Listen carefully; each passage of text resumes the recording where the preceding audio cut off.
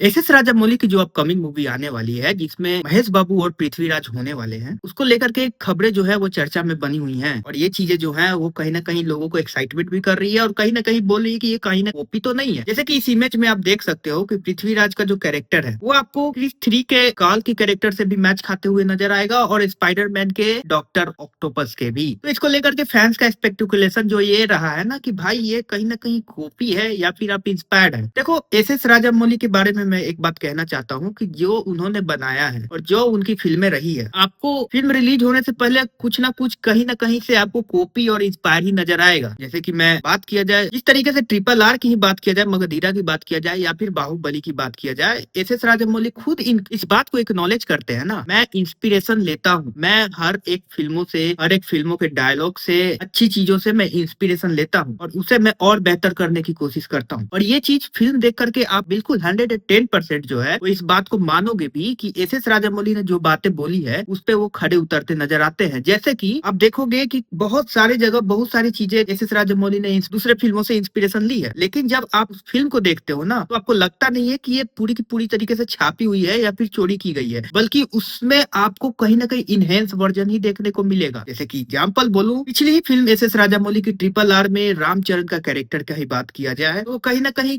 बहुत हद तक जो है इंस्पायर्ड है। और देखो भाई, लास्ट का सीन तो पूरी की पूरी भगवान राम से इंस्पायर्ड है, लेकिन जिस इपिकनेस से वो बनाया गया, जिस तरीके से उसे प्रेजेंट किया गया, मैं उसे मास्टरपीस कंसीडर कर सकता हूँ। क्योंकि जिस तरीके से वहां पे एक प्रेजेंटेशन दिया गया ना, उस तरीके के भगवान राम का प्रेजेंटेशन मुझे नहीं लगता है कि पिछली कोई मूवी ने दी होगी। जबकि वो कोई भगवान राम का कैरेक्टर नहीं प्ले कर रहे थे। रामचरण की बात किया जाए तो वो तो उस तरीके का वस्त्र पहने हुए थे और उस तरीके से प्रेजेंटेशन दे रहे थे, है तो वो इंसान ही थे, लेकिन इंस्पिरेशन लेना और उसे उस तरीके से दिखाना, दोनों में फर्क होता है मेरे भाई। आप किसी फिल्म का सीक्वल बनाते हो और सीक्वल जो है वो ओरिजिनल फिल्म से बेहतर बन जाती है तो लोग उसे प्रेज करते हैं। अब दृश्यम का एग्जांपल ले लो, दृश्यम तो पूरी की पूरी उठाई गई फिल्म है ना, मलयालम मूवी है। मैं अजय देवगन की दृश्यम की बात करूं, लेकिन जिस तरीके से बनाया गया, जिस तरीके से प्रेजेंट किया गया, लोग उसे एक्नॉलेज करते हैं कि नहीं करते। इनफैक्ट ओरिजिनल वर्जन से भी ज्यादा वो मूवी कलेक्शन करती है। सेम केस यहाँ पे भी होता है। जब आपकी फिल्म बहुत अच्छी होगी, कलेक्शन करेगी ही करेगी, चाहे आप इंस्पायर्ड रखो या फिर कॉपी रखो, जो आपको सही लगे। और एक और बात जो बहुत सारे ऑडियंस ने ये बोला है कि एसआरके का जो लुक है वो ब्रैड पिट के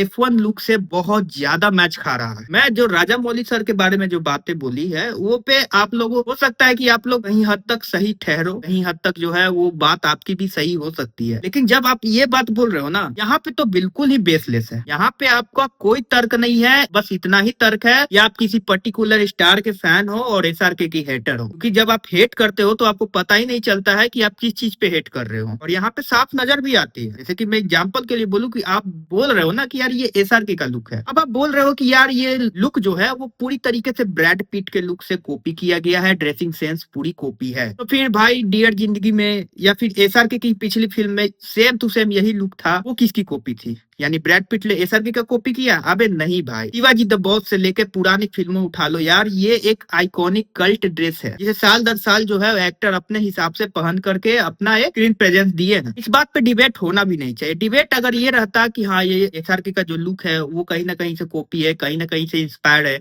आप जवान मूवी को लेकर के बोल सकते हो कि इसमें से बहुत सारी चीजें जो है वो दूसरे फिल्मों से उठाई गई है, मून नाइट का सीन उठा दिया गया, स्टार्टिंग में डाल दिया गया, वो सारी चीजें जायज होती है एक हद तक। मैं किसी का फैन और किसी का हेटर नहीं हूँ, बस मैं फैक्चुअल डेटा दे रहा हूँ आपको। आपका काम है आप उसे किस तरीके से लेते हो, आप उसे पसंद करते हो या नहीं करते हो। दूसरी तरफ अगर बात किया जाए कि जो एसआरके के हेटर्स हैं, उनको मैं ये कहना चाहता हूँ कि भाई हेट करो, लेकिन एक कंस्ट्रक्टिव हेट होना चाहिए। आपको हेट अगर कर रहे हो या क्रिटिसिज्म कर रहे हो तो उस क्रिटिसिज्म से एक्टर को फर्क पड़ना चाहिए कि नहीं भाई ये बंदा जो बोल रहा है मेरे बारे में ये कहीं ना कहीं जायज है। वो चीजें आपको नजर नहीं आएगी, जायज वर्ड तो आपको नजर ही नहीं आएगा कहीं से भी। अननेसेसरी हेट दोगे, कपड़े को लेकर के हेट दोगे, चलने के स्टाइल को लेकर के हेट दोगे, तो यार एक्टर को क्या फर्क पड़ेगा? उसकी फैन फॉलोइंग उतनी है कि वो कलेक्शन कर ही लेगी। तुम जिस एक्टर के फैन हो उसका कलेक्शन पे ध्यान दो। यार मेरे दोस्त, इसको लेकर के आपकी क्या ओपिनियन है कमेंट सेक्शन में जरूर बता सकते हो। वीडियो अच्छा लगे सब्सक्राइब करके जाना। मिलते हैं अगले वीडियो में, तब तक के लिए।